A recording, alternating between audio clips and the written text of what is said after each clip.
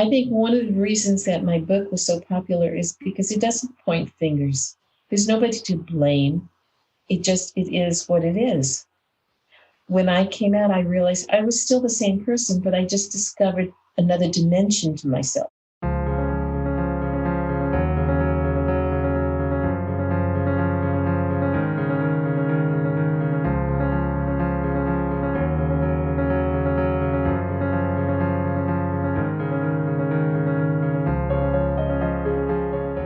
Welcome to Grain Rainbows, the podcast community for coming out LGBT plus later in life.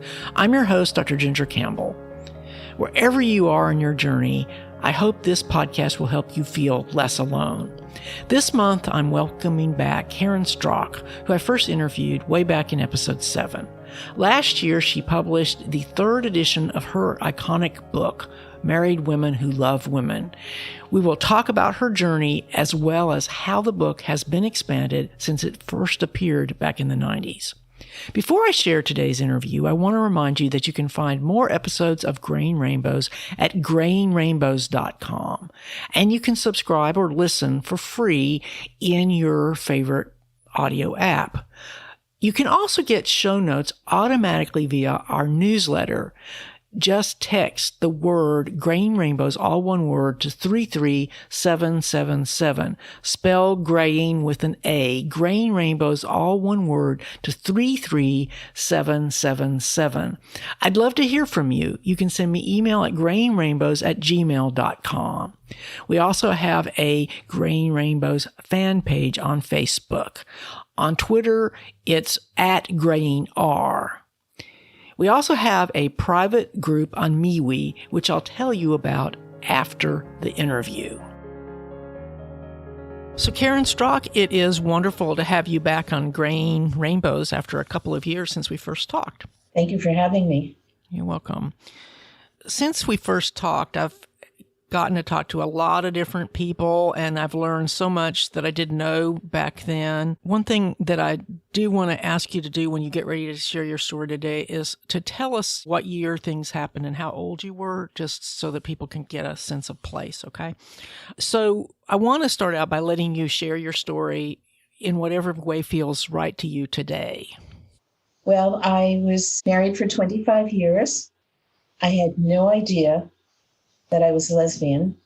I was sitting over coffee with my best friend. I looked at her and I thought, oh my God, I am in love with this woman. Anyway, our friendship was based on such openness and honesty that within a few days I told her what I was feeling, and her feelings were not reciprocated. And I went on a quest to find out, was it her or was it me? And I realized it was me. And there was very little reading material. And I started talking to people, and one person would refer me to another. And I realized that I was not the only woman going through this. 1988 is when I made my discovery, and there was very little to be found in reading materials. So much has changed since then. When my first book came out in the late 90s, people were hiding it under their jacket. They didn't want anyone to see it. They were changing the flaps on it. One woman told me, she read it, she bought 5 copies because each time she read it, she threw it away so nobody would see it. And then she wanted to read it again and again. Now everybody's reading it. It's so much more accepted.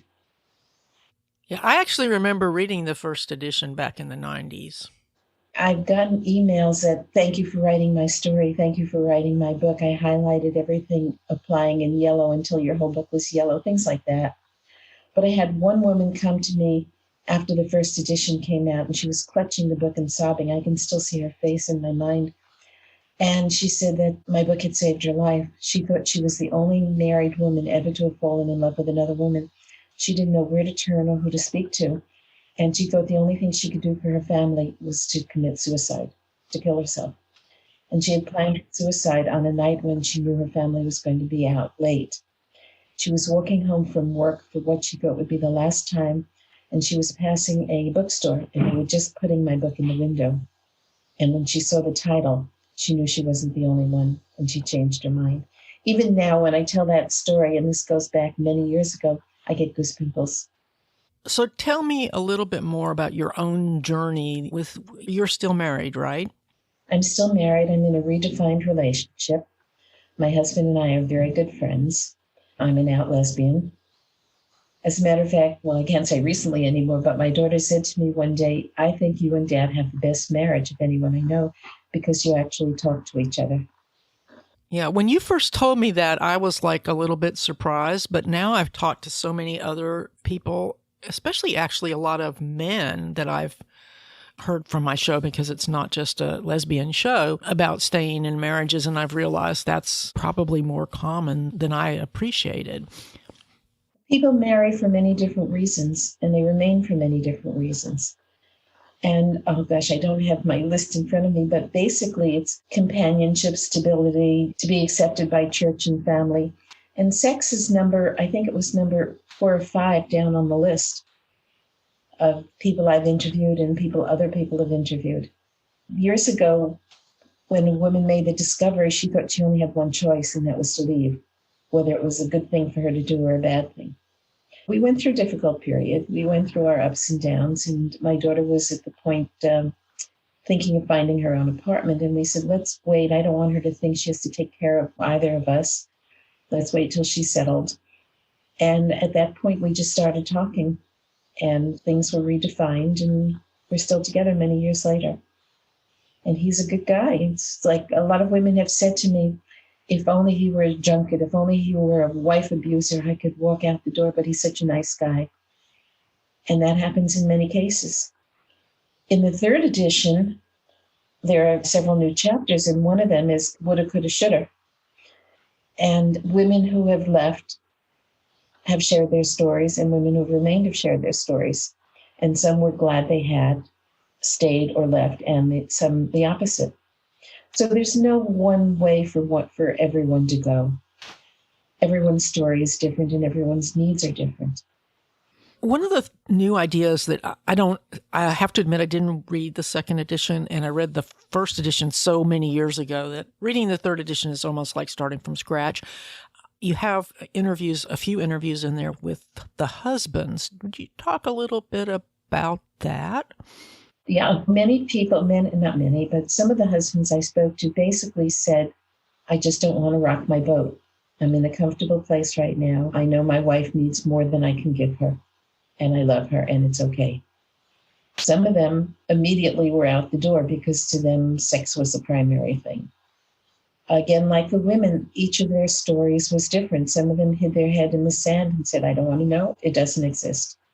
It might have been mentioned once and was never mentioned again. That sounds like my husband's reaction to it. What about those husbands who turn out to be gay or even transgender? Was that a very common theme among your stories? Not in the 1st edition, but now, yes. Let me just back slide a little bit. The 2nd edition came about because one of the reasons was I got a lot of letters from the single lovers of married women, and they said, what about us? And I knew their stories had to be included as well. In the 3rd edition, so much has changed, where the glossary was several words in the 1st edition. Now it's pages. And after the book came out, I just heard of another term called scoliosexual. And that's people who are attracted to people who are trans or non-binary. So the list grows and grows and grows. What's happened to many people is some people married knowing that one or the other spouse was gay, and this was their safe place. And it was a comfortable place to be. They took care of each other. Often, once one spouse came out, the other was able to more easily identify with the true person that he or she was and come to terms with this. This is not an abnormal thing. I think it's more normal to be attracted to somebody of the same sex than it is to the opposite sex. When little girls years ago were about 2, they were told, no, you're going to marry somebody like your daddy. They didn't know there were options. And now people know there are options. And so there are a lot more choices to be made. What I've also found is that some people who identified as lesbian or as gay were actually not. They were transgender. That was something that wasn't talked about for a very long time, and it's only now coming to the light. And they knew that they were not like everybody else. They didn't know why. And now that they're reading about other people who have transgender, they realize, wait a minute, this is where I fit or not. Again, there are so many different categories. I spoke to a young girl, I think she's 12 or 13, and she said to me, I am, oh God, if I forgot the term she used, it'll come back to me. But I said, what exactly does it mean? She says, it means I can love anybody I choose to love. Very simple, very clear. And a lot of people are understanding that now. Yeah, back in the 90s, I read this, I guess what you might call a hippie fantasy novel by Starhawk called The Fifth Sacred Thing.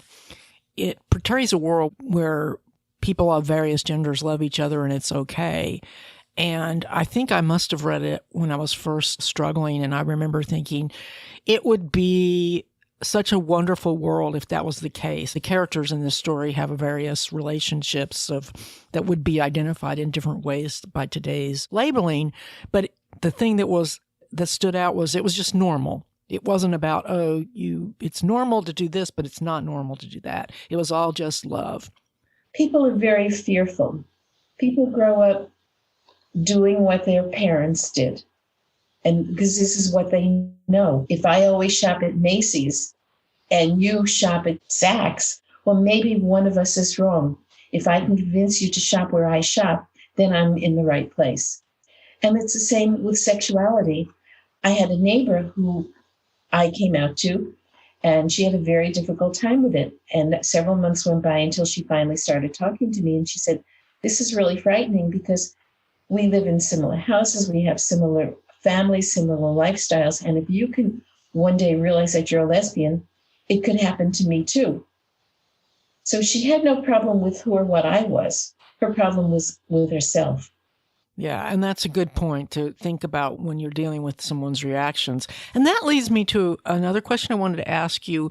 What lessons about coming out to family and friends stand out from these stories? You've got so many, many stories.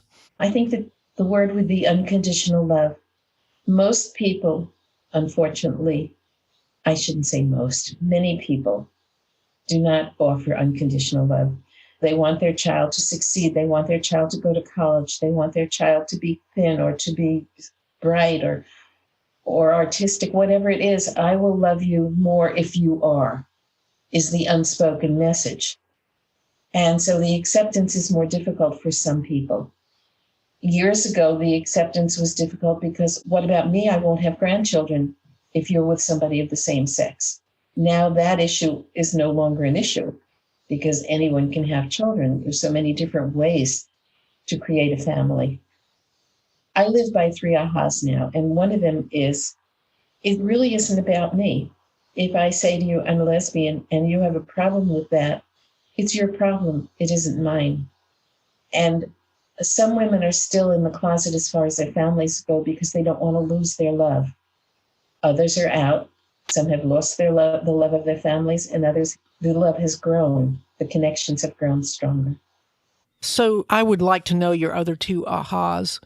Oh, that one is it's not about me, it's about you. The second one is no one knows what I'm thinking unless I say the words. So many people will say to me, oh, she knew, he knew.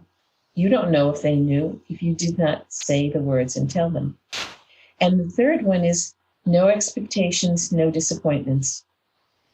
I used to think if I were going someplace, how it would unfold, who would be there, how they would react to me. I don't anymore. I just show up. Hi, I'm Carren. And with no expectations, I always have a nice time. That's a good point. But I really like the one about they can't read your minds, more or less, because that's something that I think several of my other guests have pointed out. If you come out to someone, they may react in a way that surprises you because you may be assuming that they really know. Well, how can they know? Sometimes maybe they have suspected, but a lot of times they've been the person you think should know would be completely clueless. And so you've blindsided them without them having And then you've got to give them time. Because even a person who is open-minded in theory may struggle because it threatens their concept of your relationship. Well, that's happened with a lot of the women I've interviewed, myself included. Once I made the discovery, I had to come to terms with it. And it took me quite a while. So I realized when I came out to my husband, I had to give him that time also, because the other person is struggling as much as the person who's come out is. Yeah, and one of the things I've learned from some of the people that I've talked to is that it can take years before you really know what that new relationship with your family is going to be, and the importance of not giving up on someone because their initial reaction is not what you had hoped for. And it doesn't even matter what they believe. I mean, I talked to a woman who was a former Mormon whose father and mother were able to come back to her without changing what they believed because it was about their love for her. I'm going to break in here to briefly remind you that there are 3 main ways that you can support Grain Rainbows. First, you can share Grain Rainbows with others, either privately or via social media. Word of mouth will help us reach more listeners. You can also support Grain Rainbows financially at patreon.com/Grain Rainbows. At Patreon, you can choose a monthly pledge that fits your budget. Last but not least, you can share your story with others via email or by coming on the show or more privately on our MeWe group. Just email me at grainrainbows@gmail.com. So, if a woman is still married, whether or not she's out to her husband, I think this question is probably on the mind of many people in this situation. How do they ever meet other women? That's a challenge. Some of the women I interviewed met their partners at churches, church functions. Women get together. There are a lot of women's communities. They used to have consciousness raising groups. A lot of women have met at school. The children have grown.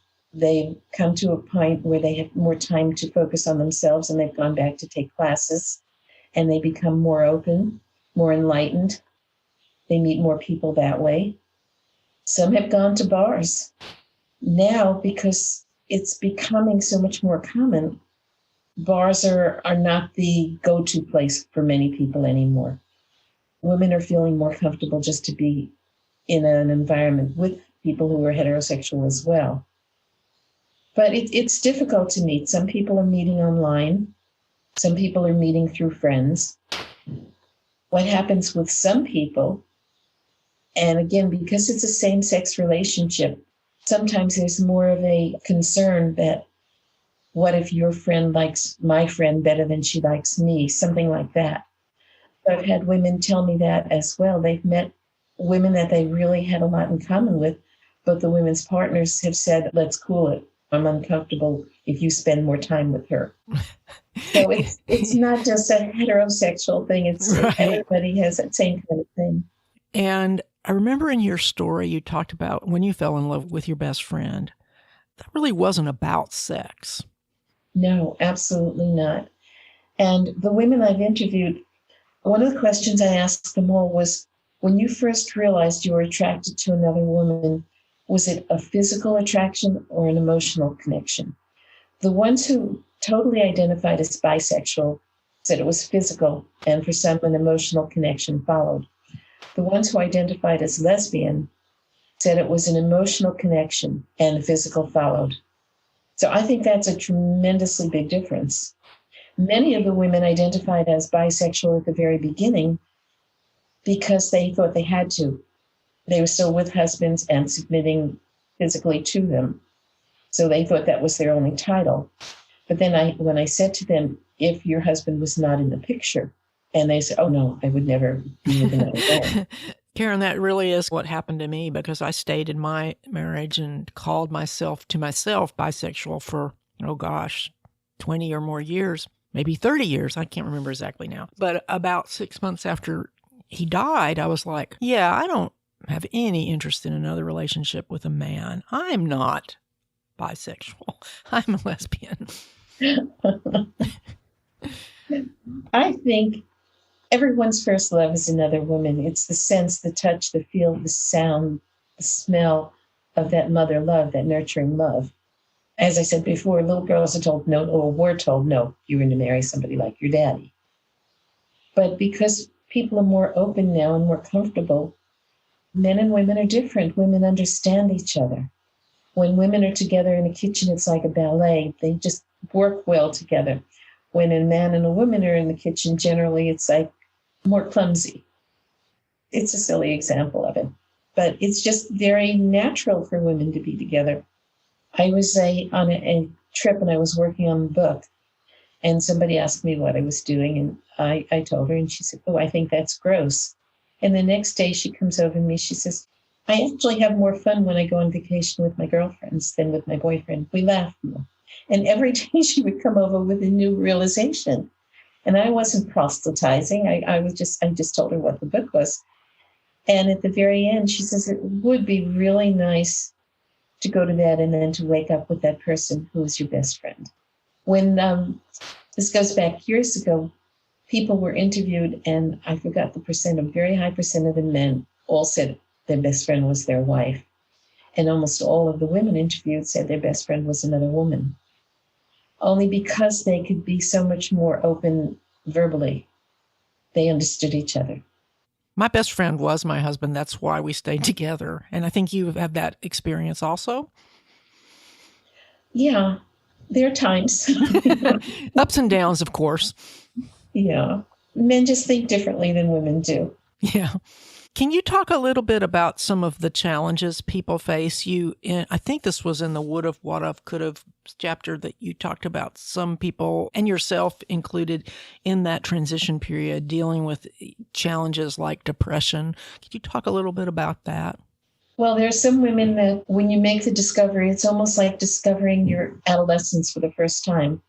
It's so new and exciting and stimulating that without thinking, they immediately up and leave. And there are women who have not taken into consideration how they can support themselves or what kind of medical coverage they had. Things as basic as that. And it gets more difficult. There's one woman that I spoke with who she left immediately. She said, no, this is who I am. And since then, she has been working 3 jobs to support herself. She has no time for social life, no time to meet anyone else. And she says, if I had thought more about it, we might have been able to work things out a little differently. There are people that, because of childcare, have decided to stay together. Others who left had so much difficulty with the childcare arrangements and the back and the forth. And having another person step into their lives with their children found it difficult. There was one woman I interviewed who was afraid that her family would take her child away from her if they found out she was gay. And she had a lover who left her because she was so hidden about everything. And years later, when the child was grown, they reconnected, the women. So all those years that they could have had a beautiful life together, because the woman was afraid of what might have happened, they didn't. Again, it's that shoulda, woulda, coulda. Some women wound up going back to their husbands, not because of a physical attraction, but because it made more sense. They were getting older. He might have needed care, and she might have needed care. They didn't know. And they were there for each other. I take care of veterans at end of life, and these are mostly, as far as I know, straight people, but it's not unusual for exes to come in. This is a woman's thing. The ex-wife to come in and care for the husband. That seems extremely common. It may be sort of a generational thing, though. I don't know whether we'll see the people that are young now doing this 40 years from now. We won't probably be around to know. Mm-hmm. Well, what happens is whether you stay or you leave, you have your baggage, good or bad, Yeah. that you are connected to that other person. And more so even if there are children involved. So that never leaves.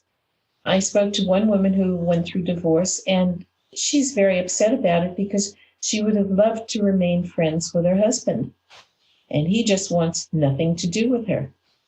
So it has to be the two people who agree. And again, it's not only the woman. She comes out, she doesn't know how her husband is going to react. She has to think about that and take that into consideration before she makes that decision. And then the factor of whether or not it was a good marriage. Oh, that has a lot to do with it. Absolutely.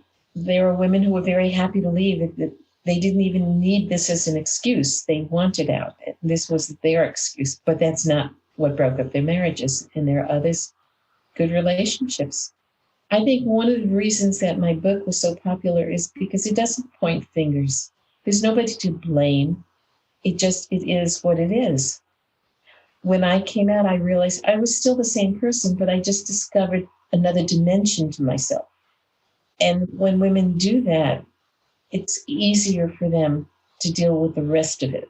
The ones who say, no, this is who I am now, and just forego all of the other parts of their old self, I think have a more difficult time.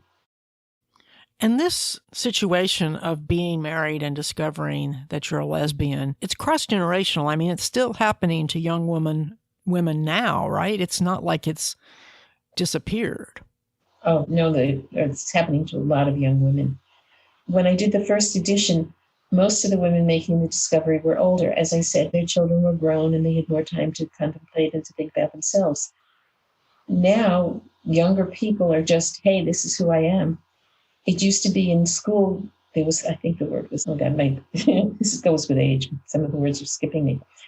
Gay until graduation. And they would fool around. And there was no stigma to it. Years ago, there was a tremendous stigma. So girls are more apt to know who they are and who they want earlier on. And there are some who are with women and wind up with a man. There are men that have very sensitive qualities about them and are able to better understand and to better talk to women than other men are. There was one couple that the mother knew that the girl was gay and her best friend was a gay guy. And the mother said, you're not getting any younger. Neither of you has found a partner yet, a lifelong partner. Why don't you marry? You'll be secure. You'll have medical benefits, economics that will work, and you can be each other's beards. So there are all different reasons people come together. So one of the things that I guess is that new in the new edition is the discussion of transgender. And is it common for somebody who's in a marriage to realize they are transgender, or do they tend to go through the I'm lesbian and now maybe I'm trans? What was your sense of this from the stories you heard? I wouldn't say it's common, only because I haven't heard as many of those stories as I have of women who realized they were lesbian. But I think because things are becoming more open, again, so much has to do with our people in public life, actors and actresses. Once they come out, all of a sudden it's okay for everybody else. It becomes more acceptable. Just read People magazine. I think it's nice what they're doing now. They're showing happy relationships, whether it's two men or two women, and it's wonderful. It helps other people to step out of their closet. But I can't say it's common at this point. Maybe down the road it will be. Now, when you fill out a form in a hospital, it's not male, female. It's male, female, other. There are quite a few different categories, non-binary. There are schools in other countries now that are not using he and her. They're not giving children those terms because they want them to be who they want to be. They don't have girls' toys and boys' toys. All the toys are together. Girls' clothes and boys' clothes. It's all gender neutral. The idea being sometimes children are who they think their parents want them to be. And they have a very difficult time, as you can see with the teen suicides and things like that.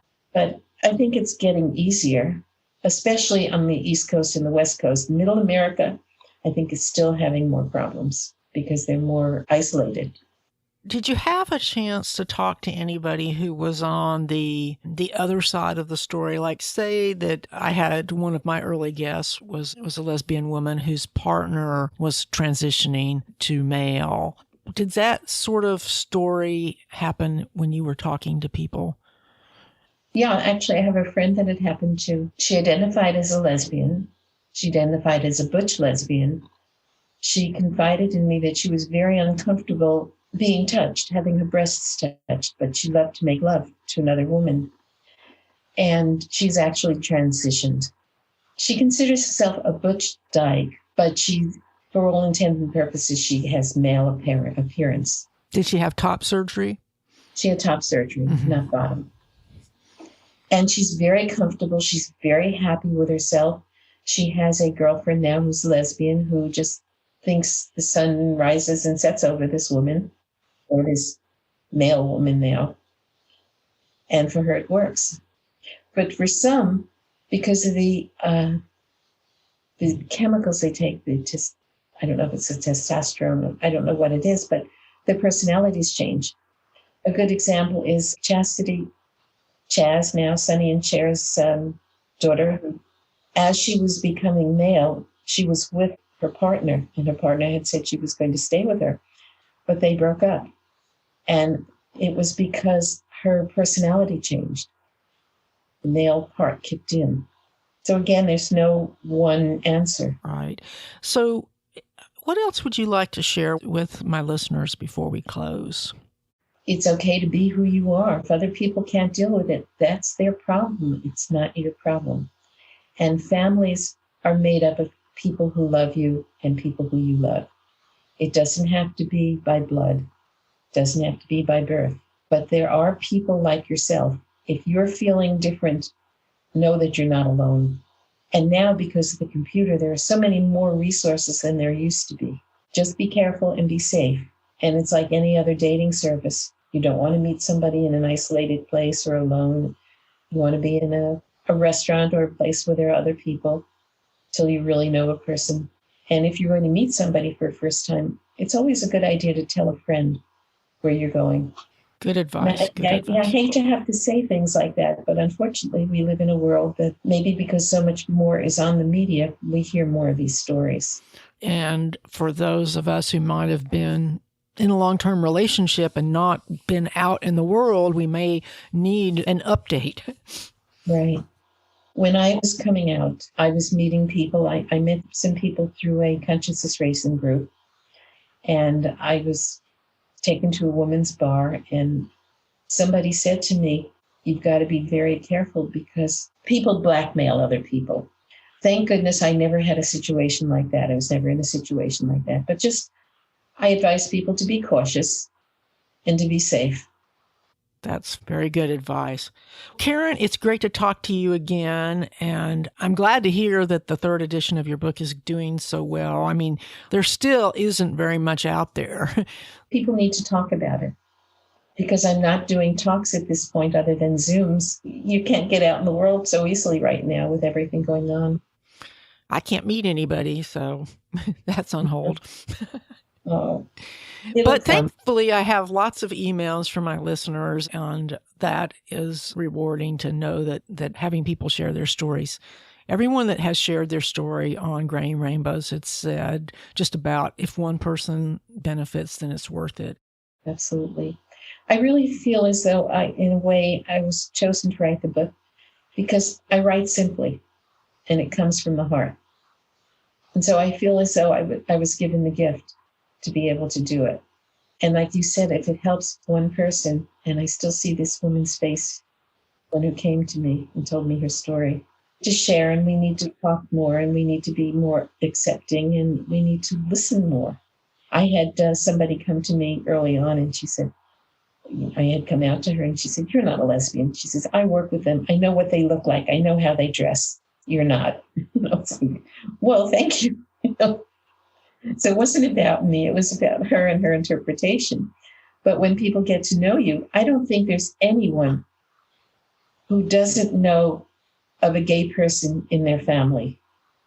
at this point, whether it's a third cousin or my cousin's best friend, everybody knows someone, whereas years ago, it was unheard of. Not but because they weren't there, but because they weren't out. Right. Clandestine, very deeply in closets. The meaning of coming out has changed completely. Well, coming out is not a one-shot deal. Right. Again, there are people that are out to one sibling and not another. There are people who are out to one parent and not another. It's knowing who you can deal with, who you're dealing with. There are people that are not out at work, but out every place else, and vice versa. It's where they feel safe. I've had people say to me, you have to. Nobody has to do anything until they're ready. And they may never be ready. And it's nobody else's business. Right. My daughter once said to me, I never wanted to know what you and Dad did behind the closed door in the bedroom, and I don't want to know what you're doing behind the closed door now. Years ago, they heard the word lesbian. The first thing they thought was sex. If they heard the word heterosexual, they think of a woman baking an apple pie in the kitchen with an apron and a curtain. Yeah, crazy, huh? Yeah. But we need to help each other. We need to be there for each other and share information when it comes about and stay safe, especially in this day and age. There was one woman, I'm on several sites where women talk to each other, and she was a young woman, and she said, and this is during COVID, she said her friend is still going to bars and they're singing and they're dancing. And she says, and I feel very uncomfortable going because of my immune system. Will she like me if I don't go? And the response from all these other people was, why the F are you with her? Because she's the idiot, not you. So we have to be comfortable with ourselves. I think that's a good thought to end on.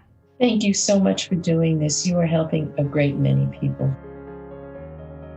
I want to thank Carren Strock for coming on Graying Rainbows. Her book, Married Women Who Love Women, is a great resource, not just for married women, but also for the people who love them. As always, you'll find more episodes of Graying Rainbows at grayingrainbows.com, and you can subscribe or follow for free in your favorite audio app. You can also get show notes automatically via our newsletter.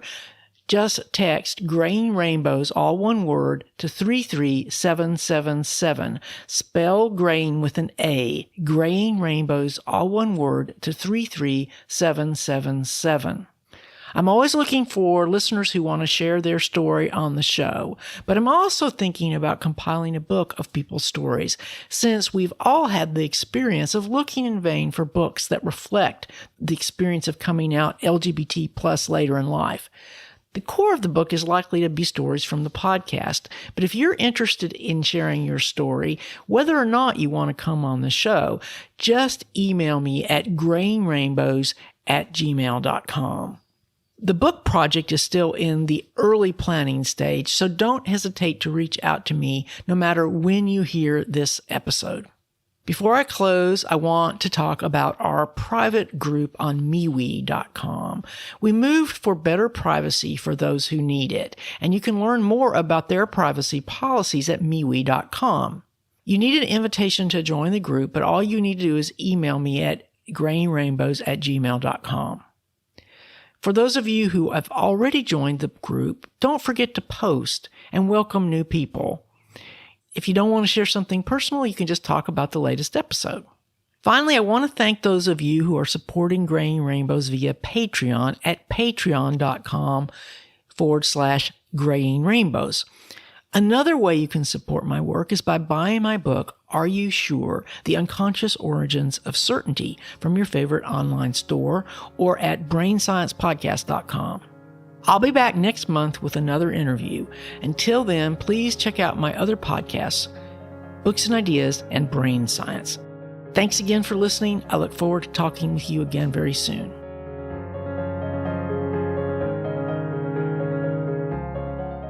Graying Rainbows is copyright 2021 to Dr. Virginia Campbell.